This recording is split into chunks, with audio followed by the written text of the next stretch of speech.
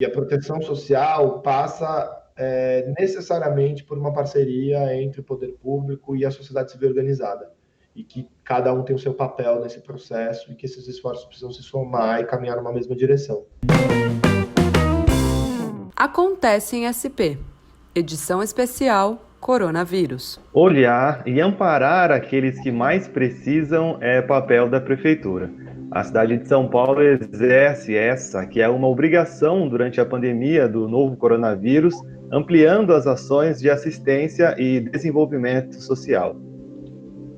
O Douglas Carneiro, que é coordenador de gestão SUAS e secretário municipal adjunto da Secretaria Municipal de Assistência e Desenvolvimento Social, é o nosso convidado de hoje aqui no Acontece SP para falar um pouco mais desse assunto.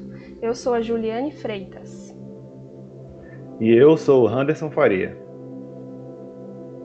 Douglas, primeiramente queria te agradecer pela participação, de estar batendo esse papo com a gente. Queria conhecer de você se houve um aumento na demanda por atendimento às pessoas em situação de vulnerabilidade social nesse período de pandemia. Bom dia, Anderson. Bom dia, Juliane. Obrigado pelo convite. De fato, houve, acho que desde o início da pandemia, a prefeitura se antecipando em alguma medida ao aumento da demanda, tanto para a população em situação de rua, quanto para outras situações de vulnerabilidade, iniciou um processo de reorganização dos serviços e da rede de atendimento socioassistencial. Lembrando que a assistência social combina serviços e benefícios a pessoas em situação de vulnerabilidade, nas mais variadas situações, desde vulnerabilidades que têm relação com o ciclo etário, então crianças, adolescentes, idosos, jovens, enfim, até pessoas com outras características, como pessoas com deficiência, pessoas em situação de rua, e diversos outros grupos que são atendidos pela política. Hoje, na cidade, a gente conta com a rede de 90 equipamentos diretos, são os Centros de Referência da Assistência Social, são os CRAS, os CREAS, os Centros POP, eles são distribuídos pela cidade, e além do trabalho de atendimento direto à população, eles também fazem a gestão da rede de serviços nos territórios, né? A prefeitura é organizada na assistência social com uma divisão territorial, são 32 supervisões, e essa estrutura tem atuado com muita intensidade durante a pandemia, em diversas frentes. Uhum.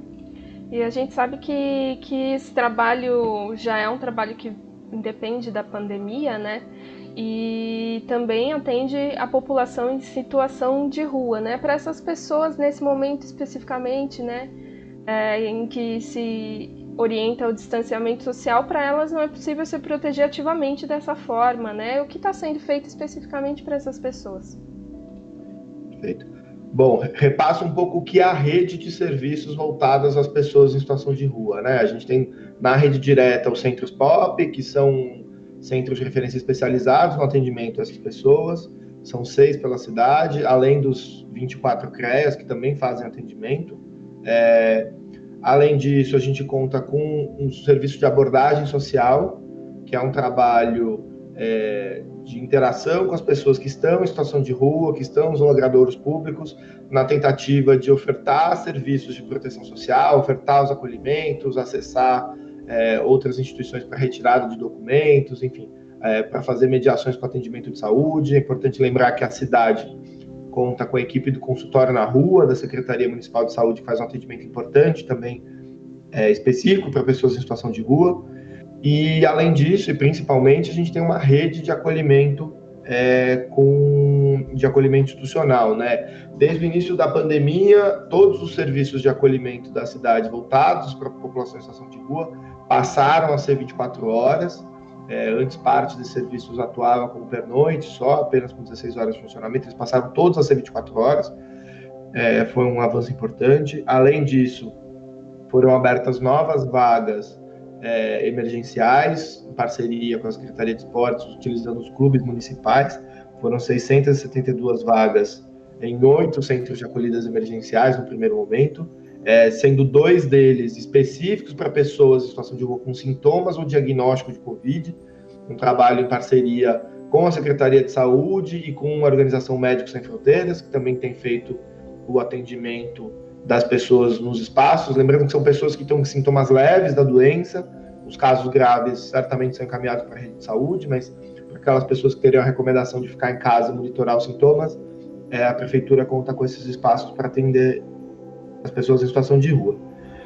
Além disso, existem os núcleos de convivência para a população em situação de rua, que são espaços que oferecem higiene pessoal, alimentação e atendimento social.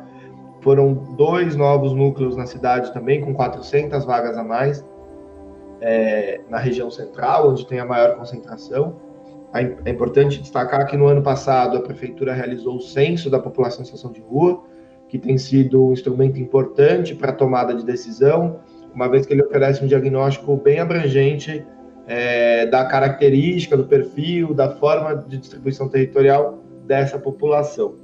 Então, isso tem sido um esforço importante. Além disso, nos núcleos existentes, em ação, em uma parceria também com a Secretaria de Direitos Humanos, têm sido distribuídas marmitas, refeições pela cidade, para aquelas pessoas que não aderem ao acolhimento e permanecem em situação de rua, elas têm recebido alguma oferta de alimentação. Acho que um pouco do diagnóstico é que, desde o início, principalmente com o comércio fechado, parte das estratégias das pessoas em situação de rua de acesso à alimentação, à água e a outros serviços fica prejudicado, uma vez que com o comércio fechado elas perdem acesso a uma série de recursos, né? Isso exige do poder público também uma resposta que tem sido dada. Um outro ponto importante, acho que a gente destaca, acho que tem 2 ações que são inovadoras, que são instalações de pias públicas pela cidade. Foram 11 pias na região central, para que as pessoas pudessem ter acesso à água, à higiene pessoal. Além disso, foram instalados 7 banheiros com lavanderias para a população em situação de rua, onde elas podem ter acesso a chuveiros, ao banheiro, e um espaço para lavar a roupa também. Essa é uma ação importante em parceria com a Secretaria do Turismo, que tem dado conta de atender, os números de atendimento são bem expressivos, e essa ação tem uma previsão, foram mais de 240 mil atendimentos, mais de 2.500 atendimentos nas lavanderias. Isso tem sido uma ação importante também diante da pandemia. Se me permite fazer um comentário aqui, a gente ia justamente perguntar dessa questão do comércio, né? Como essas pessoas em situação de rua são dependentes das atividades econômicas normais, né, do dia a dia. E também outra coisa que me chama a atenção é que mesmo com a oferta do acolhimento, muitas pessoas, muitos desses moradores preferem continuar na rua, né? Como que vocês lidam com essa questão, assim, de não ter, de mesmo oferecendo o acolhimento, ter que atender essas pessoas que não querem por vários motivos, né? A gente sabe que há muitos motivos para elas não quererem esse acolhimento nesse momento. Uma boa questão. Acho que o censo da população em situação de rua traz algumas evidências para essa resposta, né? É uma metodologia que é consolidada na cidade, acontece há várias edições, e o censo de 2019 ele permite indicar que parte das pessoas que não aderem aos acolhimentos, ora guarda relação com o fato da pessoa não se identificar com as formas e as regras de convivência no espaço, ora porque ela prefere estar em situação de rua, uma vez que ela já tem uma forma e um arranjo dela naquele território em que ela consegue se estabelecer, tem alguma identificação, algum vínculo, e essa combinação, ainda assim, há um acompanhamento, daí a importância do trabalho da equipe de abordagem social, que ainda que aquela pessoa opte por estar na rua, tem um acompanhamento para entender as condições em que ela está, para ter alguma oferta de proteção social, garantir alguma dignidade naquela situação. Seja para indicar a rede de serviço que ela pode acessar, então, mesmo dormindo na rua, ela pode acessar os núcleos para alimentação e higiene pessoal durante o dia, por exemplo, ela consegue ter um atendimento de saúde, ela consegue fazer um encaminhamento para retirada do documento. Um dado importante do censo da população em situação de rua é que cerca de 20% das pessoas têm uma renda superior ao salário mínimo. Então, esse é um fato que chama atenção, uma vez que são pessoas que têm alguma condição de renda. O fato dela estar em situação de rua guarda relação com outras dimensões. A gente tem, dentro dos principais motivos, problemas familiares, uso abusivo de álcool e outras drogas, perda de emprego, perda de moradia. Combinação desses fatores, por vezes, revelam as dificuldades dessas trajetórias. Então, essa é um pouco da estrutura que tem e esse é o atendimento que é feito. Você comentou agora há pouco sobre a instalação de pias, né? A gente tem percebido, sobretudo nas redes sociais, um amplo apoio a essas medidas, não só a instalação de pias, como as de máquinas de lavar para essas pessoas em situação de vulnerabilidade. Queria me aprofundar com você, se você pudesse explicar para a gente como que tem sido a utilização desses mecanismos e se é possível fazer um balanço, né, do tempo que está disponível para essas pessoas. O acesso, as pias são públicas, elas estão identificadas em locais de grande circulação de concentração de pessoas em situação de rua, foram instaladas 11 pela cidade, sobretudo aqui no centro, tem uma oferta, além do acesso à água, a disponibilidade de sabão, enfim, para higiene pessoal, lavar as mãos, e os banheiros, que contam com as lavanderias, há uma equipe que recebe e atende as pessoas, há uma organização da fila para também evitar aglomerações, há um atendimento, a pessoa tem um espaço para deixar os seus pertences pessoais, conseguir acessar o banheiro, o chuveiro, e tem também as orientações que a equipe que está lá faz o apoio para a lavagem das roupas, por vezes combinando também com algumas doações que têm sido feitas. Douglas, vocês como envolvidos aí na assistência social têm um contato mais próximo com as pessoas em situação de vulnerabilidade. Queria saber de você como que é a percepção do acesso à informação dessas pessoas. Como que vocês percebem aí com essa proximidade que as pessoas estão conscientes do que está acontecendo, do momento e do próprio coronavírus?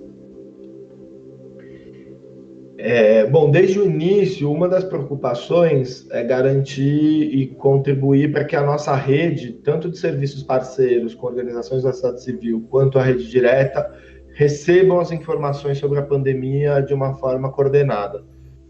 Com isso, a Secretaria fez uma série de esforços para produzir orientações técnicas e normativas que dessem conta de se adequar à pandemia.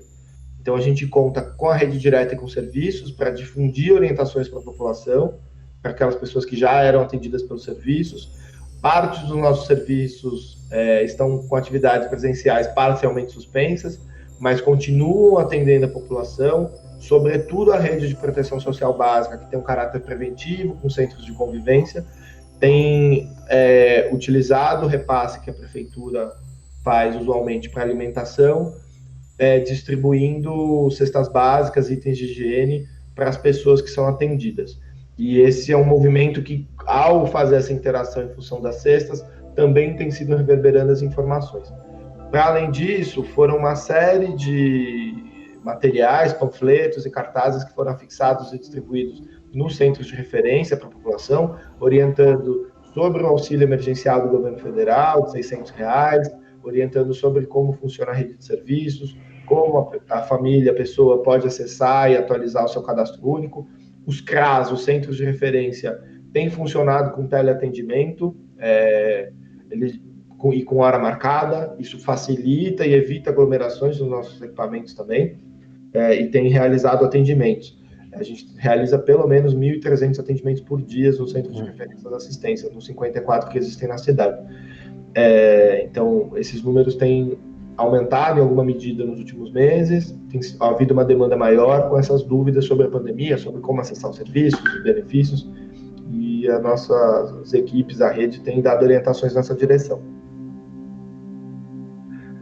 Você pontuou agora há pouco, até complementando a pergunta que a Ju tinha feito, que existe uma resistência em aceitar o acolhimento por diversos motivos, né? A gente sabe que isso acontece. Eu queria saber como que fica essa situação para pessoas com sintomas da Covid-19 que recusam um atendimento e um acolhimento, no sentido de acompanhar, né, essa pessoa e evitar que o vírus se espalhe. Como que é essa situação para essas pessoas? Olha, as equipes da assistência da saúde têm um difícil trabalho nessas horas, né? Acho que é persuasão e resiliência. Justamente a gente trabalha no sentido de convencer e orientar a pessoa de que a melhor maneira que ela tem para cuidar da sua própria saúde é aceitar o atendimento, é ter o acompanhamento da equipe de saúde, é estar nesse centro de acolhida, e isso por vezes tem sido exitoso e as pessoas têm aceitado. Para aquelas que estão já na rede, a gente tem esses serviços específicos, com atendimento, como eu mencionei, da equipe de saúde, o atendimento conjunto. Isso tem permitido a nossa rede ter minimizar em alguma medida o risco, né, dentro da rede. A gente sabe que são acolhimentos que tem um número grande de pessoas por vezes, isso a gente tem tomado cuidados na separação dos espaços, nas rotinas de higiene e limpeza, nas práticas, as atividades coletivas estão suspensas, estão sendo propostas novas práticas nisso, justamente para dar conta. Então, quando há alguma situação de recusa, há um trabalho de convencimento das equipes no sentido de garantir o atendimento. Você comentou também, Douglas, sobre o atendimento com kits de higiene e cestas básicas. Queria que você falasse um pouco mais sobre isso. Quem são as pessoas que estão recebendo e se tem já números no balanço desses quase 3 meses aí de distanciamento social? Temos sim. Bom, primeiro que a distribuição de cestas básicas tem sido de oferta de alimentação, tem sido um esforço conjunto de várias áreas da prefeitura, né? Há uma coordenação dentro do próprio gabinete no sentido de fazer o atendimento das pessoas de vulnerabilidade. Então, desde a educação, que fez a distribuição dos vouchers para a sua rede, ao programa Cidade Solidária, que tem sido uma importante ferramenta na cidade também para atender e organizar as doações que são recebidas pela prefeitura e atender as pessoas. Já foram distribuídas mais de 330 mil cestas em conjunto pela prefeitura. Na assistência social, com a nossa rede parceira, a gente tem em torno de 680 serviços, então, que estão com essa atividade suspensa, estão fazendo essa distribuição, tem uma alta capilaridade nos territórios, e eles têm atendido, sobretudo, as pessoas que estão vinculadas aos seus serviços, né? Os usuários que já frequentavam os serviços, as crianças e adolescentes, os idosos, as famílias, enfim, nas diversas modalidades, têm sido atendidas. Esses são serviços que contam hoje com uma rede de em torno de 105 mil atendimentos mês, que era a capacidade de atendimento. Então, esse é um pouco do número que a gente tem atingido. Legal. A gente está num período onde as temperaturas têm caído bastante, né? Tem feito bastante frio, e existe a preocupação com as pessoas em situação de rua através do programa Baixas Temperaturas. Queria saber de você o tamanho do desafio que tem sido conciliar esses dois problemas que esse ano estão ocorrendo em paralelo, né? Que já é o frio, dar o atendimento às pessoas que estão na rua devido ao frio, com o coronavírus e todo esse problema. Esse é um desafio, até porque desde o início da pandemia, em alguma medida a gente antecipou a operação de baixas temperaturas, a parceria e a ampliação dos abrigos com os clubes foi justamente um movimento que era usual nas baixas temperaturas. Esse ano a Secretaria tem avançado em parceria com a educação. No início agora de junho serão abertos nos CELS 4 serviços de atendimento a pessoas em situação de rua, com um total de 400 vagas, para diversos públicos, para atender famílias, mulheres com ou sem filhos, homens e mulheres trans. Então, a gente tem aí uma especificidade dos serviços de emergência para fazer esse atendimento. Em comparação com o ano passado, a gente já tem 40% a mais de vagas em relação ao mesmo período para baixas temperaturas, combinando as emergenciais que foram abertas para Covid e os emergenciais agora por baixa, que vai iniciar com os CELS. Então, esse é um movimento. Além disso, a equipe de abordagem reforça os atendimentos nos dias mais rigorosos de inverno, justamente reforçando o atendimento. Há uma parceria em construção também com a Secretaria de Transportes para garantir o deslocamento dessas pessoas dos locais onde elas estão até o centro de acolhida. E, por fim, uma parceria com a Secretaria de Desenvolvimento Social do Estado, em relação ao Bom Prato, os restaurantes populares do Estado de São Paulo, com a distribuição de cartões alimentação que dão direito ao acesso gratuito ao Bom Prato. Esse cartão tem sido distribuído pela equipe de abordagem, que faz o registro dessa pessoa no nosso sistema de atendimento, e isso garante para ela o atendimento gratuito no restaurante popular. Legal. E Douglas, a gente está avançando, né? A cidade está avançando, está agora na fase 2 dos parâmetros, já pensando na reabertura, e a gente sabe que esses meses foram difíceis, muita gente perdeu o emprego, está numa situação econômica mais difícil. É possível que aí haja uma nova demanda pós-pandemia para vocês, né? O que vocês já estão olhando para esse futuro? Como está o planejamento em torno disso?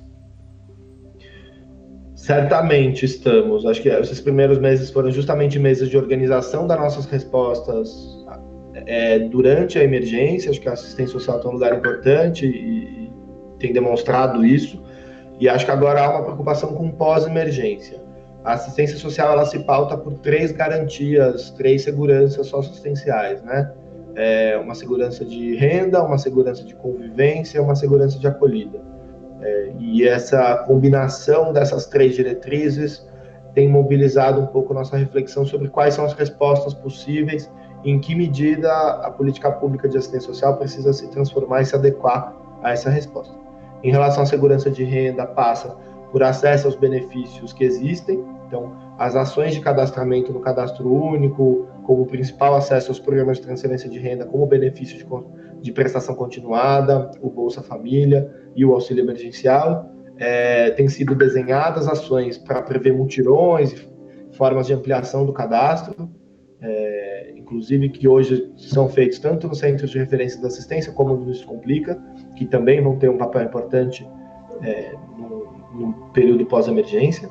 Em relação à segurança de convivência, acho que a gente tem uma preocupação com a retomada dos nossos serviços, quando passar a pandemia, dando orientações mais claras, difundindo boas práticas de como estabelecer a dinâmica de atendimento, prevendo o distanciamento social e os cuidados de higiene, mas mantendo o atendimento do serviço de forma a garantir a proteção. E no centro de acolhida retomar o trabalho que é feito também, mantê-lo, como tem sido feito na emergência, mas também dar uma sustentação para esses avanços que tivemos durante a pandemia, né? Seja em função do atendimento 24 horas, seja em função da equipe de profissionais em alguns serviços, como foi feita. Ainda falando sobre o pós-pandemia, a gente sabe que algumas dessas ações que você citou, elas são emergenciais e foram elaboradas especialmente para esse período, né?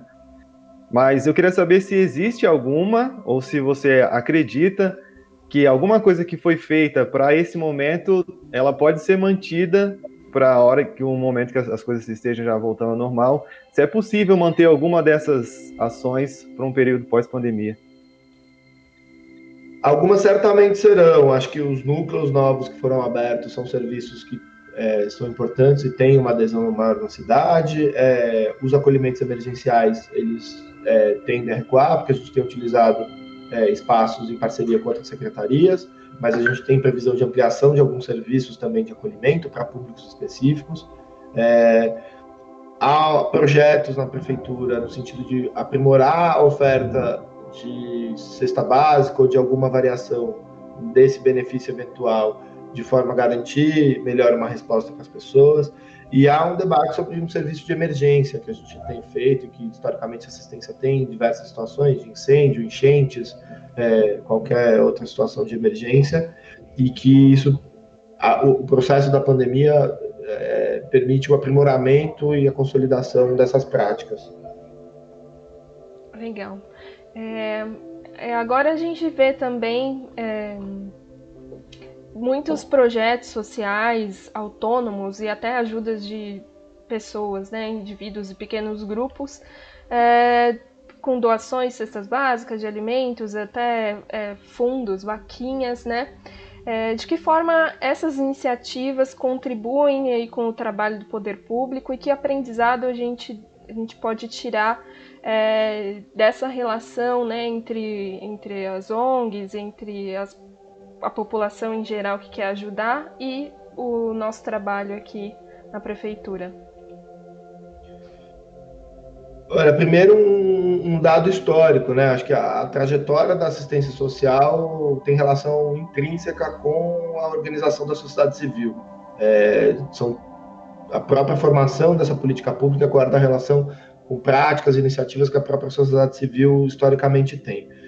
Hoje, na cidade de São Paulo, a gente conta com mais de 1.200 parcerias com organizações da sociedade civil e, por sua vez, também mobilizam com frequência doações nos seus territórios e fazem essa articulação com voluntários que apoiam no atendimento, que é profissionalizado, que é especializado, mas que também contam com a solidariedade das pessoas para fazer essa atuação. Eu acho que o que a gente percebe é que o programa Cidade Solidária ele consegue dar uma visibilidade para uma demanda social que está posta e coordenar esforços, e eu acho que isso é um legado importante para a gente entender que a proteção social passa necessariamente por uma parceria entre o poder público e a sociedade civil organizada, e que cada um tem o seu papel nesse processo e que esses esforços precisam se somar e caminhar numa mesma direção. Ainda sobre o Cidade Solidária, queria saber de você como que está esse processo de distribuição das cestas, como que as pessoas podem ter acesso a essas doações, até para tirar algumas dúvidas, de repente, de quem está ouvindo a gente e quer saber como que pode participar desse programa. A coordenação desse programa tem sido feita pelo gabinete da prefeitura, combinada com a Secretaria de Desenvolvimento e Urbanismo e outros atores que têm apoiado. A gente tem apoiado eles na medida do possível e conforme o nosso papel. Há um fluxo que está desenhado no site do programa justamente para que as pessoas saibam e tenham orientações claras sobre como doar, como apoiar, como conseguir contribuir para o programa durante a emergência. Existe, além do Cidade Solidária, alguma outra forma que as pessoas podem ajudar nesse momento? Bom, primeiramente ficando em casa, eu acho que quem puder ficar em casa fica, eu acho que tem esse esforço, a gente sabe das dificuldades de muitas pessoas e quem precisa sair se cuidar, eu acho que esse é reforço das equipes de saúde que a gente tenta também incentivar. A gente está aqui justamente fazendo um trabalho para garantir condições para aquelas pessoas mais vulneráveis conseguirem ter essa condição. Eu acho que tem um esforço adicional, que eu acho que o Cidade Solidária converge e congrega esses esforços de solidariedade dentro da prefeitura, e eu acho que tem sido um esforço importante. Então, acho que esse é o principal caminho que a gente tem hoje.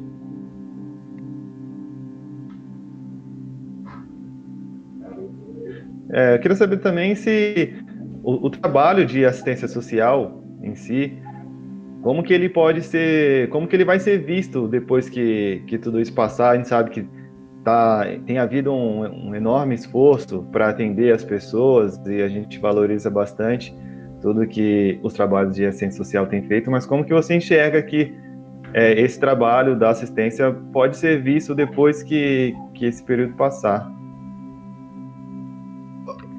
Olha, eu ousaria dizer que a assistência social ganhou uma visibilidade imensa durante a crise. Eu acho que tem uma série de termos específicos da política que passaram a ser de uso corrente, os CRAS, o Cadastro Único, os benefícios, o Bolsa Família, o BPC, o próprio benefício emergencial, enfim, isso tem sido um efeito importante. O próprio olhar sobre a população em situação de rua também tem tido uma ampla cobertura, e essa preocupação converge esforços para dar visibilidade para uma política que é tão importante e que dá conta de atender, se propõe a dar conta de atender pessoas em diversas situações de vulnerabilidade. Então, acho que é um esforço para que a sociedade conheça um pouco mais dessa política, que é um dos tripés do nosso sistema de proteção social no Brasil, né? Combinado com a Previdência e com a saúde. Uhum. É isso. Randy, você quer perguntar mais alguma coisa? Não, acho que da minha parte está então, bem esclarecido. Acho que vamos encerrando aqui. Queria te agradecer, Douglas, por bater esse papo com a gente. Se você quiser fazer alguma consideração final, por favor, fique à vontade. Muito obrigada e parabéns aí pelo trabalho, que a gente sabe que está sendo intenso, né? Obrigado, agradeço mais uma vez o convite, a participação. Acho que foi uma importante troca para a gente contar um pouquinho do que tem acontecido na assistência na prefeitura. A gente que agradece. A gente agradece também a todo mundo que ouviu. sempre reforçando o pedido para acompanhar os programas anteriores. Tem muitos assuntos que a gente já abordou e pretende abordar ainda, então convidando todo mundo para acompanhar esses temas e esse trabalho que a gente tem feito. Até a próxima semana. Até a próxima, e quem quiser aí contribuir com o Cidade Solidária, o endereço do site é spcidadesolidaria.org. Entra lá e se informa direitinho como pode fazer parte dessa corrente aí de solidariedade. Tchau, tchau.